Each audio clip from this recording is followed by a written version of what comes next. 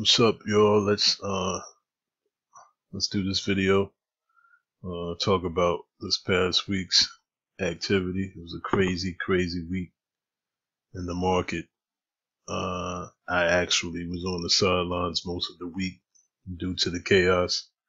But I did do a couple of trades, and we'll talk about those. But first, again, these are not recommendations to buy, sell, or do anything with a stock, security, or option.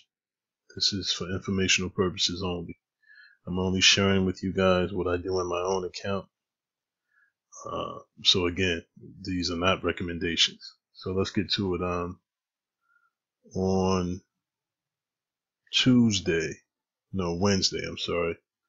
On Wednesday the 26th, I got into a trade early in trading. The market opens at 9:30. The stock market opens at 9:30, and I got in a trade within that first half hour. What I did was I purchased an SPY contract. That's a ETF, stock ETF, and it tracks the S&P 500. So whatever the broader market is doing, this stock is going to follow. So what I did was I purchased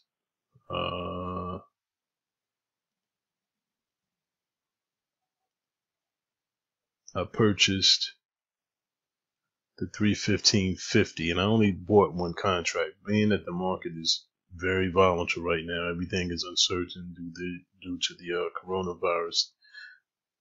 I go small, and there's nothing wrong with that. I'm still risking, but I'm not buying a lot of contracts, and I'm not doing a lot of trades due to the uncertainty. So what I did was I purchased the SPY, the 315.50 call. Now that bet is that the SPY will go to 315.50 or over that by the expiration date. The expiration date was on the same day. Now let me explain. These contracts that I buy, the stock contracts that I purchase, have expiration dates. Most stock options expiration dates are expire on every Friday. Then you have the monthly contracts that expire every third Friday, and then you have quarterly contracts, and so on and so on. I trade mainly weekly contracts, meaning if I buy a contract on Friday, I have 7 days to expiration. It expires that following Friday. Now, the SPY is one of the few stock options that will allow you 3 different expirations within a week, meaning they have a Monday expiration, they have a Wednesday expiration, and they have a Friday expiration. On this particular trade, I got in this contract Wednesday morning, and it expired Wednesday at 4:15. The contract would have expired, so I only had hours left to expiration. Now, I was planning for it to go to 15.50, and let's look at an hourly chart. Let me see. Maybe let's do a 2 hour. Okay. This is the day that I purchased it here. And I got in it early. And I got out. Let's see if it gives me the time that I got out. It probably wouldn't, but I know I got out around 10 something. I think around 10:30 is when I got out.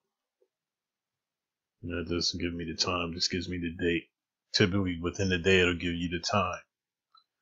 But I got out of this trade at 100% profit, over 100% profit. The contract was $142. I made $151 on this position after commission costs. The commission was $3.60. So in this particular trade, I got in and out within an hour. It gave me 100% return because the SPY hit 318. Remember, my bet was 315.50. It went above that. So I was able to take 100% profit. Now, the next trade that I did for the week was on another stock ETF. Now, the reason why I'm playing ETFs is because, like I said, the market right now is uncertain. QQQ and the SPY, they track what the broader market is doing. So instead of me risking an individual stocks, sometimes I'll, do what I'll focus on what the broader market is doing and make bets on that. So the QQQ tracks the NASDAQ 100. It's a tracking stock. And it has all the heavy hitters in there, Apple, Amazon, Google. But on Thursday, the 27th, I did an expiration trade, meaning it had 1 day left.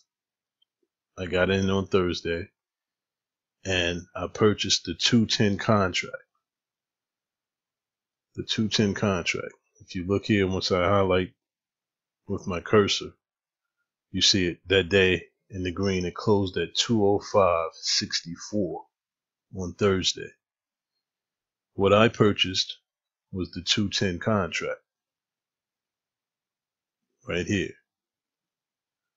I purchased the 210 contract at $150. So I had $150 at risk on this trade.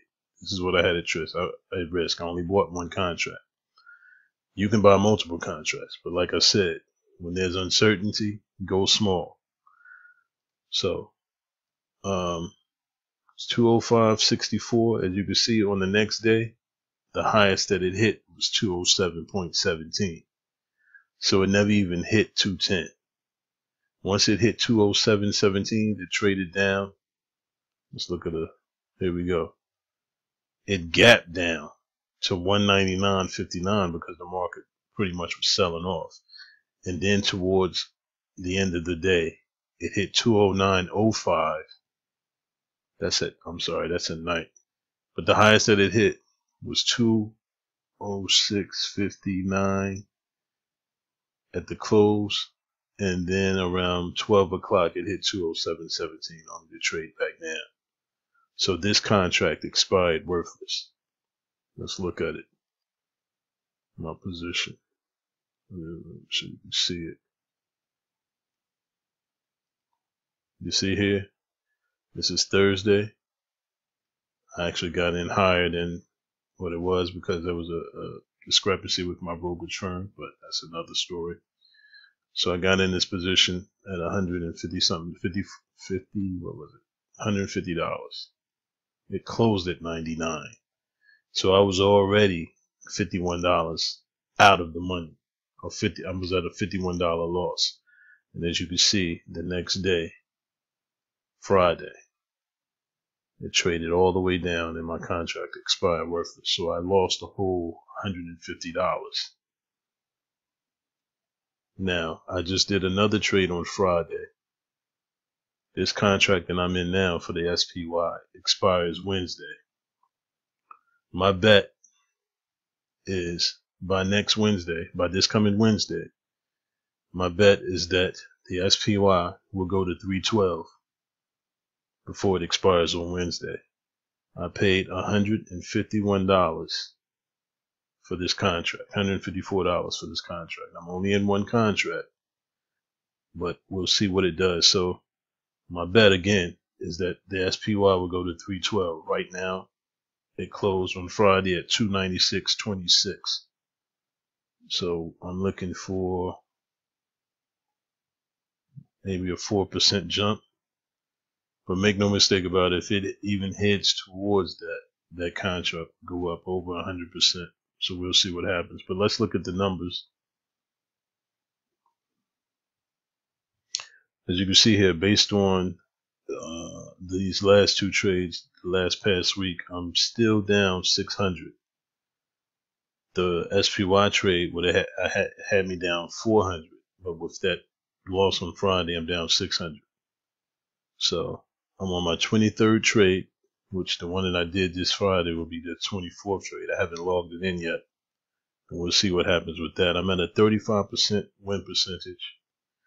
And my payoff ratio is 1.56. And I'm still negative expectancy, $21. And this is what my equity curve looks like. As you can see, I took that dip when I was up under $2,000. Now I'm here, negative $599, negative $600. So not too far away from being in the green or break even. But we'll see what happens with these last couple of trades.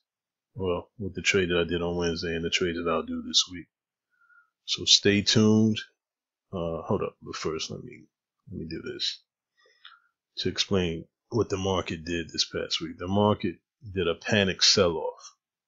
Started last week, well, the previous week, but this week it really crashed.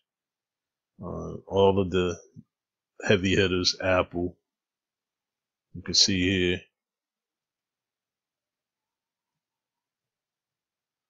Apple was down 21% from its high that it made on February 14th, Valentine's Day. It's down 21% since then. Amazon was at 21.34, hit a high of 21.85. Right now it's at 18.83. So all of the heavy hitters have corrected, and it's down 15% from its all-time high. Facebook, all of these stocks have took a hit due to the coronavirus. At 6 o'clock, the overnight futures opens, and we'll see what the futures is. I did, see some stories out there indicating a death due to the coronavirus, so that may have the futures down. But we will see what happens. You can see Google also. All of these stocks took a hit. All of them. Tesla took a real major hit. I think Tesla is down 32% from its all-time high. But look at this strong uptrend that Tesla has been in. Going all the way back since September, it's been in just a strong uptrend. So we will see what happens this week. Thank you guys for listening, and stay tuned.